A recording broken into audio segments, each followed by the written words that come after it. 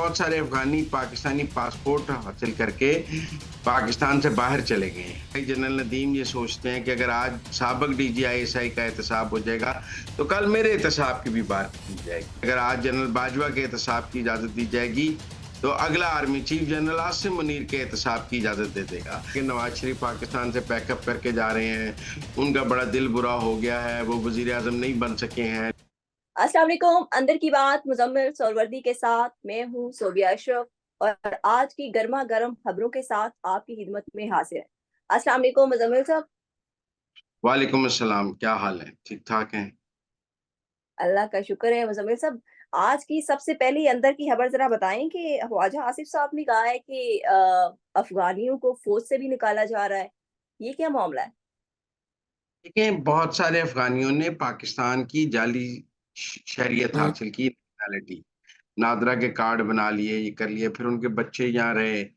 उनमें से कुछ लोगों ने आगे फौज में कमीशन ले लिया और जब अब गैर मुल्कियों को निकालने की बात हुई, उनके नादरा रिकॉर्ड चेक हुए तो उनमें पता लगा कि उनके कुछ बच्चों ने फौज में कमीशन या वो फौज में भर्ती हो चुके हैं। क्योंकि शहरियत जाली थी और वो नादरा कार्ड उनके जाली बने हुए थे, तो फिर फौज की नौकरी भी जाली कागज़ों पे हासिल की गई थी। तो जो नौकरी जाली कागज़ों पे हासिल की जाए, वो ख़त्म हो जाती है। तो इसलिए ऐसे तमाम लोग जिन्होंने जो अफ़गानी हैं और उन्होंने पाकिस्तान की जाली नेशनैलिटी हासिल करके कोई भी नौकरी हासिल की है, चाहे वो फ़ौज की है या दूसरी है, वो सब ख़त्म हो रही हैं। तो इसलिए जिनकी नेशनैलिटीज़ जाली हैं, उन्होंने पाकिस्तान के जाली शनाख्ती कार्ड बनाए हैं, जाली शहरियत हासिल की है, उसका एक ऑपरेशन जारी है।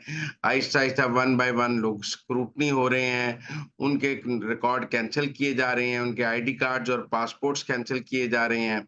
और अगर उनके बच्चों ने या उन्होंने उससे कोई बरात हासिल की हुई है, तो वो भी ख़त्म की जा रही हैं। तो ख्वाजा आसिफ साहब ने जो कहा है, ये वो लोग थे जिन्होंने पाकिस्तान की जाली शहरियत हासिल की और उस पर से फ़ौज में कमीशन हासिल किया और अब जब उनकी शहरियत जाली साबित हो गई है रिकॉर्ड से, उनके ख़ानदान के रिकॉर्ड से, तो उनको निकाला गया। लेकिन मैं ये समझता हूँ कि ये ऑपरेशन ज़रा बढ़ाने की ज़रूरत है। अभी तो ये पाकिस्तान के अंदर जारी है कि पाकिस्तान के अंदर जो गैर कानूनी तौर पे मुकीम अफ़गानी हैं या कोई हैं, उन्हें हम निकालने की बात कर रहे हैं। जिन्होंने जाली कागज़ बना लिए हैं नेशनैलिटी के, उनके कागज़ात ख़त्म करने की बात हो रही है।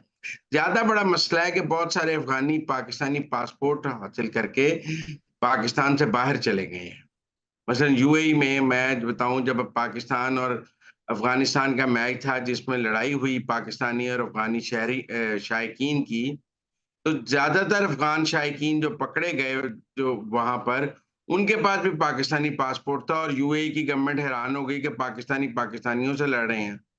अब पाकिस्तान को ये क्रैक डाउन करना पड़ेगा कि ये जितने लोग जो अफ़गानी हैं, जो यूएई, सऊदी अरब, गल्फ स्टेट्स में, यूरोप में, अमेरिका में, ब्रिटानिया में पाकिस्तानी पासपोर्ट लेकर चले गए हैं, हालाँकि वो पाकिस्तानी नहीं हैं।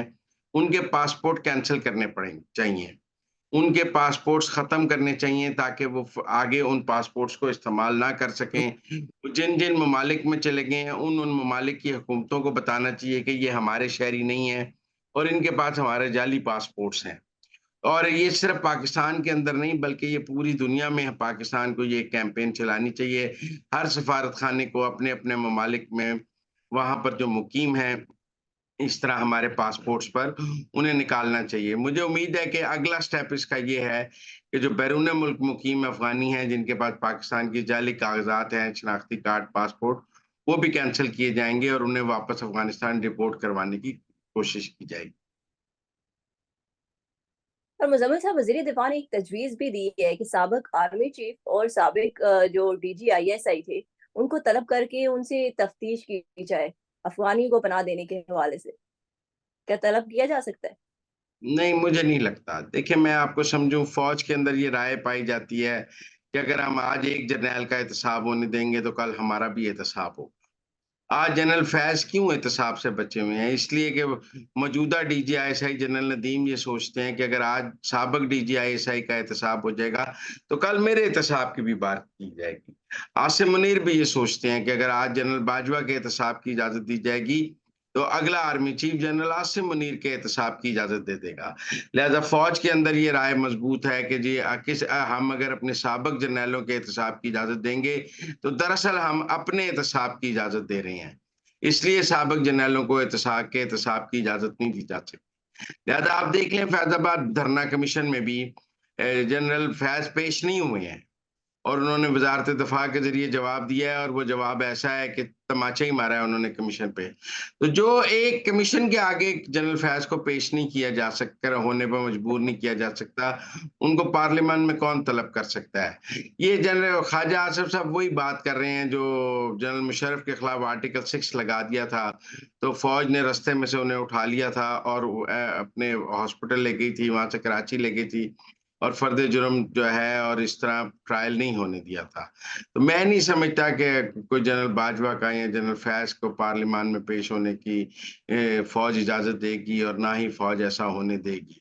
इसलिए ये एक सियासी बयान तो हो सकता है, लेकिन मुझे मौजूदा तनाजुर में ये मुमकिन नजर नहीं आता। और आज जब फौज बहुत मजबूत है, सियासत कमजोर है, अब आज एक हाइब्रिड निजाम है, फौज की हेजमनी है, जमहूरियत कमजोर है, ऐसे में ऐसा सोचना भी मुश्किल है। बात कर दी है ख्वाजा आसिफ साहब ने, लेकिन मुझे मुमकिन नजर नहीं आता। पर उन्होंने बड़ी हिम्मत का मुज़ाहरा भी तो किया ना। नहीं, बस एक सियासी बयान है, बयानबाजी की हद तक। आपको जनरल फैज के खिलाफ बयान देने की इजाजत है, बाजवा के खिलाफ बयान देने की इजाजत है, लेकिन मुझे नहीं लगता अच्छा, कोई कार्रवाई करने की। जैसे मुशर्रफ के खिलाफ आप बात कर लें, कियानी के खिलाफ बात कर लें, साबिक जर्नैलों के खिलाफ बात करने की इजाजत है, कार्रवाई करने की इजाजत नहीं है। ये बड़ी आपने अंदर की बात बताई है। अच्छा मुज़म्मिल साहब, एक और आज बड़ी पेशरफ्त हुई है। वज़ीर आला केपी अली अमीन गंडापुर के वारंट गिरफ्तारी जारी हो गया है। ये क्या उनकी गिरफ्तारी होगी? नहीं, मेरे ख्याल में वो पेशावर हाई कोर्ट से मुअत्तल करा लेंगे वारंट।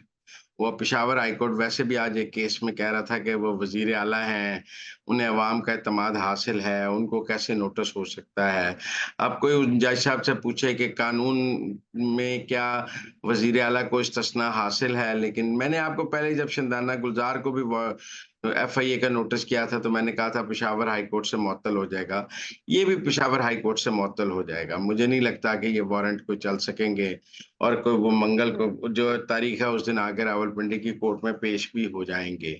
फिलहाल उनके पास अब एक पेशावर हाई कोर्ट मौजूद है, वहाँ से वो नोटिस मुअत्तल करा सकते हैं।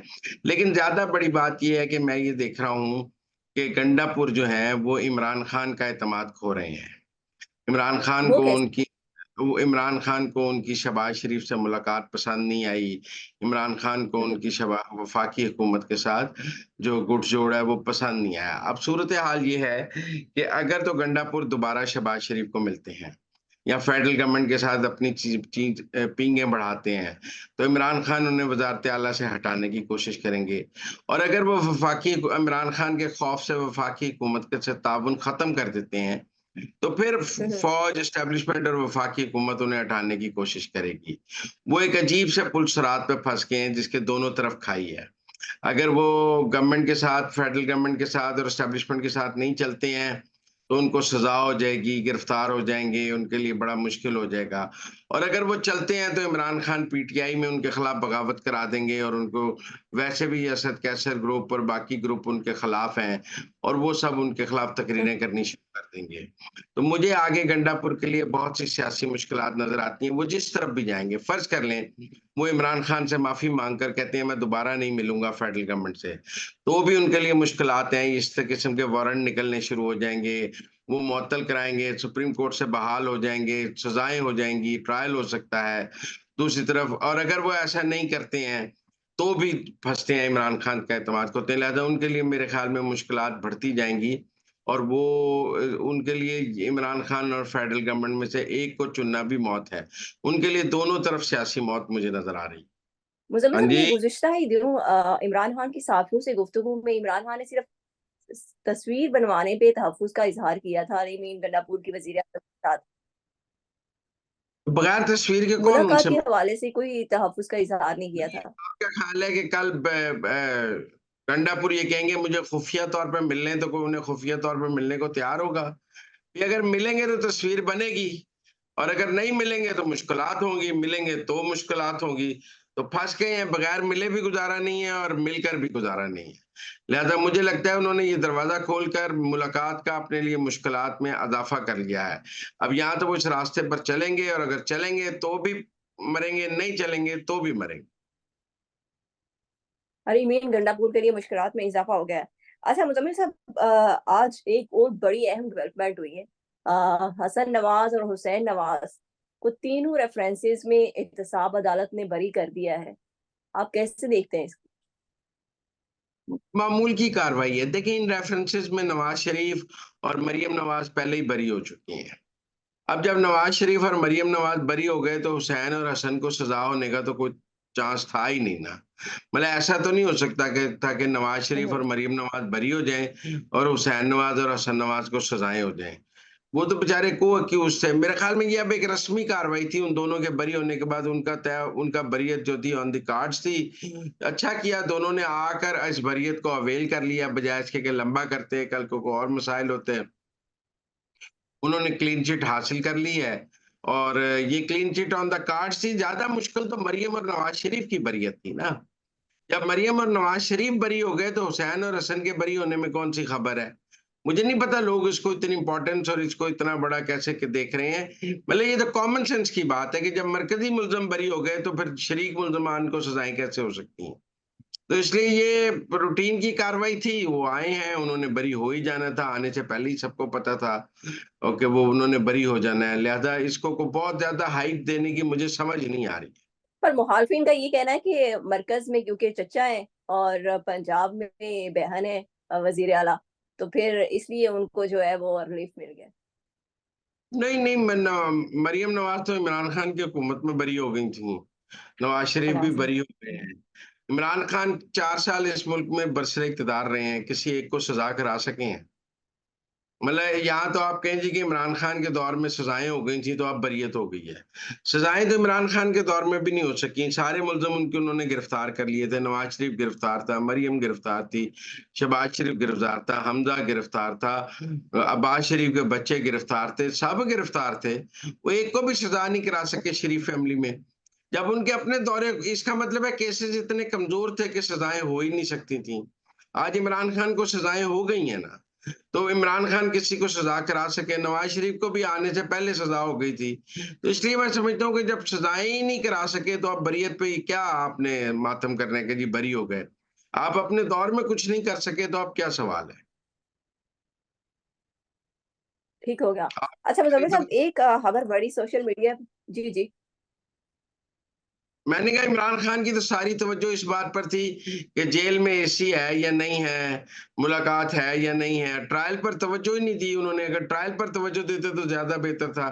वो तो जेल में सख्तियों पर तवज्जो देते रहे। ये तहरीके इंसाफ की अपनी हुकूमत की उस वक्त की नाअहली है कि वो इस पे कार्रवाई नहीं करवा सके। अच्छा मुजम्मिल साहब, खबरें आ रही हैं कि नवाज शरीफ साहब लंदन जा रहे हैं। हकीकत क्या है? नहीं, वो जब वजीर आजम भी थे और उसके बाद भी जब भी उनके पास ट्रैवल डॉक्यूमेंट्स रहे हैं, एक दौर रहा है कि उनके पास पासपोर्ट नहीं था, ट्रैवल डॉक्यूमेंट नहीं था, तो वो ट्रैवल नहीं कर सकते थे। उन्होंने रमजान का आखिरी अशरा हमेशा मदीने में गुजारा है। ये उनकी तब से रवायत है, जब से वो सऊदी अरब जला वतन हुए थे, कि वो रमजान का आखिरी अशरा जो है वो मदीने में गुजारते हैं। बतौर वजीर आजम भी गुजारते रहे हैं, बाद में भी पिछले साल भी गुजारा है उन्होंने। तो वो अपने रमजान का आखिरी अशरा मदीने में गुजारेंगे, वापसी पर लंदन से होते हुए पाकिस्तान आ जाएंगे। मुझे नहीं लगता कि वो पाकिस्तान से कोई पैकअप करके जा रहे हैं और अब वो पाकिस्तान नहीं आएंगे। मुझे लगता है कि वो रमजान के बाद ईद, चूंकि हुसैन नवाज और हसन नवाज के बच्चे और उनकी जो छोटी बेटी है अस्मा, उनके बच्चे वो लंदन में मुकीम हैं, तो उनके 3 बच्चे तो लंदन में मुकीम हैं, तो वो रमजान के बाद, ईद के बाद अपने उस फैमिली को मिलकर वापस पाकिस्तान आ जाएंगे। मुझे नहीं लगता कि जिन लोगों का ये ख्याल है कि नवाज शरीफ पाकिस्तान से पैकअप करके जा रहे हैं, उनका बड़ा दिल बुरा हो गया है, वो वजीर आजम नहीं बन सके हैं, लिहाजा अब उनकी पाकिस्तान में दिलचस्पी नहीं रही है। मुझे ऐसा नहीं लगता है। मुझे लगता है कि उनके लिए अभी आगे पंजाब में बलदियाती इंतखाबात हैं, उनकी बेटी पंजाब में वज़ारत आला कर रही है, बे भाई वज़ीर-ए-आज़म है। He has a political inning और वो अपनी इस पॉलिटिकल इनिंग को खेलेंगे। वो हमें पंजाब की कैबिनेट और पंजाब के फैसलों में बहुत फ़ाल नज़र आ रहे हैं, फेडरल में भी नज़र आएँगे। लिहाज़ा मैं इन बातों को बाय नहीं करता। जिस तरह बहुत सारे तजिया निगार ये कह रहे थे कि नवाज़ शरीफ का हल्का खुल जाएगा, वो डी-सीट हो जाएँगे। मैंने तब भी कहा था मुझे ऐसा कुछ मुमकिन नज़र नहीं आ रहा। अब भी मैं समझता हूँ कि मुझे ऐसा नज़र नहीं आ रहा कि नवाज़ शरीफ पाकिस्तान से चले जाएँगे। मेरे ख़्याल में वो रमज़ान का आखिरी इशरा मदीने में गुज़ार के लंदन से 2-4 दिन रह के वापस पाकिस्तान आ जाएँ। Thank you so much Muzammil साहब कि आपने हमें अंदर की खबर से बाखबर किया। मुज़म्मिल साहब के मुताबिक नवाज़ शरीफ साहब पैकअप करके लंदन नहीं जा रहे और ये मामूल की बात है कि वो आखिरी अशरा रमज़ान का सऊदीया में गुज़ारते हैं। वो मामूल के मुताबिक वहाँ पे ही आखिरी अशरा गुज़ारेंगे और उसके बाद लंदन में अपनी फैमिली से मुलाकात करके पाकिस्तान वापस आ जाएँगे। इसके साथ ही मुझे और मुज़म्मिल साहब को इजाज़त दें। अल्लाह हाफ़िज़।